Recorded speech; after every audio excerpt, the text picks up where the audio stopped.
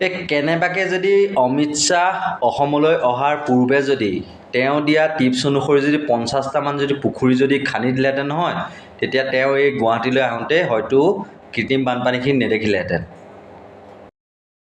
तय किया है, सैटेलाइट से सर्वे कराया है और ब्रह्मपुत्र के आसपास बड़े बड़े सरोवर और तालाब बनाकर बाढ़ का पानी सरोवर और तालाब में डालकर इससे सिंचाई भी करेंगे और पर्यटन भी करेंगे और आसाम की भूमि की रक्षा भी करेंगे।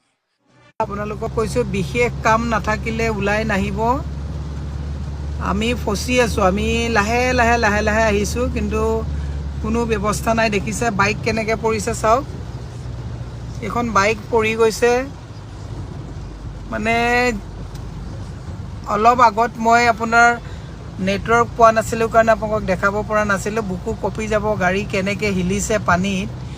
গতিকে সকলোকে অনুৰোধ, এয়া চাওক লখৰা হাইৱে, চাবৱে নহয় তাৰমানে, এইটো হাইৱেৰ ওপৰত আমি আছোঁ। ঘৰাঘৰি ঘৰলৈ যাওক। আমাৰ ছোৱালী, মোৰ হাজবেণ্ড, এওঁলোকো এটা বেলেগ ৰাস্তাত ফচি আছে। মই সকলোকে অনুৰোধ কৰিছোঁ, গুৱাহাটীত বৰষুণ হ'লে বাহিৰলৈ নোলাব। মানে মই এইখন সাগৰ সদৃশ এটা ব্যৱস্থা, হাইৱেৰ ওপৰত বাইকবিলাক য'তে ত'তে মানুহে এৰি জীৱনটো বচাবলগীয়া নিচিনা এটা অৱস্থা হৈছে। মই নিজেই ভয় খাই আছোঁ। চাওকচোন, এইবিলাক একদম এখন সাগৰ সদৃশ একটা ব্যৱস্থা।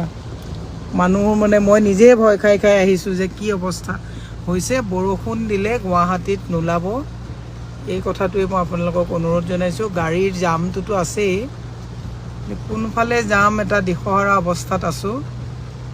ভয় লগা এটা পৰিস্থিতি। এইটো একদম আপুনি দেখিছে, একদম লখৰা হাইৱে।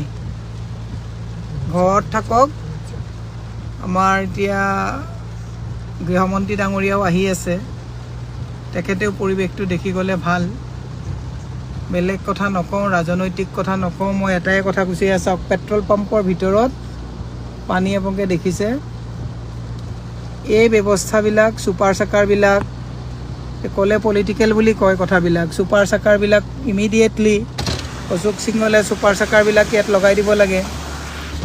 ছুপাৰ চাকাৰবিলাক ক'ত সজাই থৈছে, ড্ৰেইনেজ ছিষ্টেম, এইবিলাক এই কথাবিলাক মানে এনেকুৱা। আমি আগতে পানী দেখিছিলোঁ অনিল নগৰ, নবীন নগৰ, কিন্তু বৰ্তমান সৰ্বত্ৰে এয়া আপুনি ব্যৱস্থা চাওক, গাড়ীবিলাক চাওক, গাড়ী চাওক। বিশেষ নকওঁ, এইখিনিয়ে আপোনালোকক ক'লোঁ।